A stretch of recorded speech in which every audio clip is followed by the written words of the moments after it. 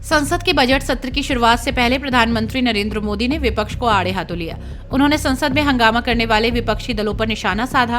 उन्होंने कहा कि कुछ लोग आदतन हुड़दंग करते हैं। ऐसे बर्ताव से लोकतंत्र का चीरहरण होता है। उन्होंने सांसदों से चुनाव से पहले आहूत संसद सत्र में सार्थक चर्चा की अपील करते हुए कहा कि वित्त मंत्री निर्मला सीतारमण एक फरवरी के बजट भाषण में सरकार की मजबूत आर्थिक नीतियों की तस्वीर पेश करेंगी। उन्होंने राष्ट्रपति के अभिभाषण से सरकार का मार्गदर्शन होने का भी जिक्र किया। संसद के बजट सत्र की शुरुआत से पहले पीएम मोदी का नया अवतार दिखा। संसद सत्र में मीडिया को संबोधित करते हुए प्रधानमंत्री ने अपने संबोधन की शुरुआत राम राम के साथ की।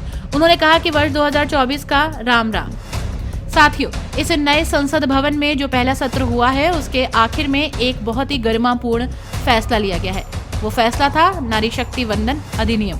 और उसके बाद 26 जनवरी को भी हमने देखा कि किस प्रकार से देश की कर्तव्य पथ पर नारी शक्ति के सामर्थ्य को, नारी शक्ति के शौर्य को, नारी शक्ति के संकल्प शक्ति को अनुभव किया। 24 के वर्ष का राम राम। साथियों,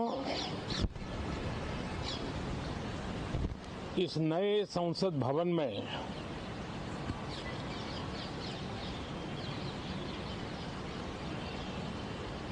जो पहला सत्र हुआ था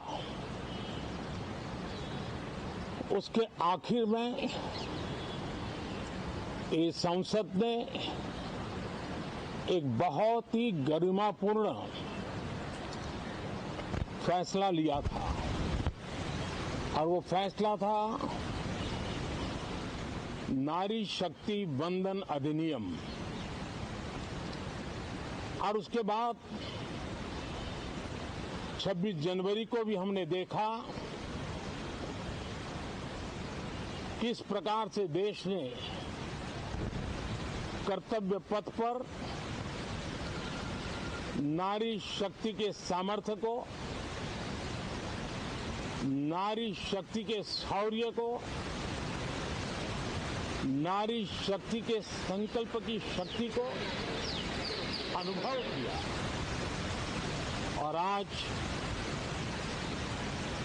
बजट सत्र का आरंभ हो रहा है, तब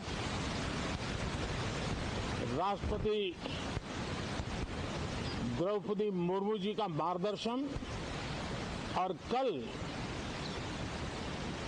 निर्मला सीतारमण जी के द्वारा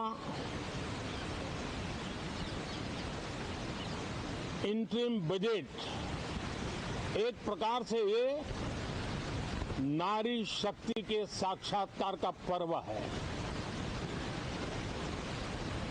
साथियों, मैं आशा करता हूं कि गत 10 वर्ष में जिसको जो रास्ता सूझा उस प्रकार से संसद में सबने अपना अपना कार्य किया। लेकिन मैं इतना जरूर कहूंगा कि जिनको आदतन हुड़दंग करने का स्वभाव बन गया है, जो आदतन लोकतांत्रिक मूल्यों का चीरहरण करते हैं, ऐसे सभी माननीय सांसद आज जब आखिरी सत्र में मिल रहे हैं तब जरूर आत्मनिरीक्षण करेंगे कि 10 साल में उन्होंने क्यों किया। अपने संसदीय क्षेत्र में भी 100 लोगों को पूछ ले, किसी को याद नहीं होगा, किसी को नाम भी पता नहीं होगा जिन्होंने इतना हुड़दंग हो हल्ला किया होगा। लेकिन विरोध का स्वर तीखा क्यों ना हो, आलोचना तीखी से तीखी क्यों ना हो, लेकिन जिसने सदन में उत्तम विचारों से सदन को लाभान्वित किया होगा, उनको बहुत बड़ा वर्ग आज भी याद करता होगा।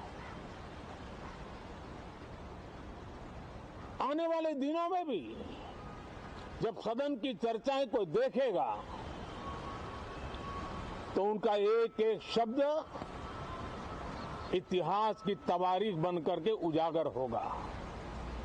और इसलिए जिन्होंने भले विरोध का किया होगा, लेकिन बुद्धि प्रतिभा का दर्शन कराया होगा, देश के सामान्य मानवीय के हितों का कंसर्न दिखाया होगा, हमारे खिलाफ तीखे से तीखी प्रतिक्रिया की होगी, उसके बावजूद भी मैं अवश्य मानता हूं कि देश का एक बहुत बड़ा वर्ग, लोकतंत्र प्रेमी सभी लोग इस व्यवहार की सराहना करते होंगे। लेकिन जिन्होंने सिर्फ और सिर्फ नकारात्मकता, हुड़दंग, शरारतपूर्ण व्यवहार ये जो किया होगा, उनको शायद ही कोई याद करे। लेकिन अब ये बजट सत्र अवसर है, पश्चाताप का भी अवसर है, कुछ अच्छे फुटप्रिंट छोड़ने का भी अवसर है। तो मैं ऐसे सभी माननीय सांसदों से आग्रह करूंगा कि आप इस अवसर को जाने मत दीजिए, उत्तम से उत्तम परफॉर्म कीजिए, देश हित में उत्तम से उत्तम अपने विचारों का लाभ सदन को दें और देश को भी उत्साह और उमंग से भर दें। मुझे विश्वास है, आप तो जानते ही हैं कि जब चुनाव का समय निकट होता है तब आमतौर पर पूर्ण बजट नहीं रखा जाता है। हम भी उसी परंपरा का निर्वाह करते हुए पूर्ण बजट नई सरकार बनने के बाद आपके समक्ष लेकर के आएंगे। इस बार एक दिशा निर्देशक बातें लेकर के देश की वित्त मंत्री निर्मला जी हम सबके सामने कल अपना बजट पेश करने वाली है। साथियों, मुझे विश्वास है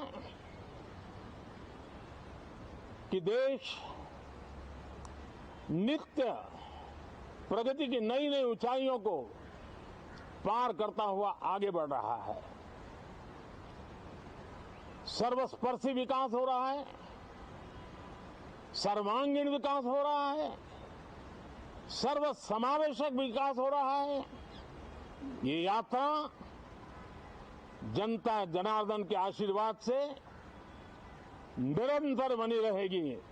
इसी विश्वास के साथ फिर आप सभी को मेरा राम राम।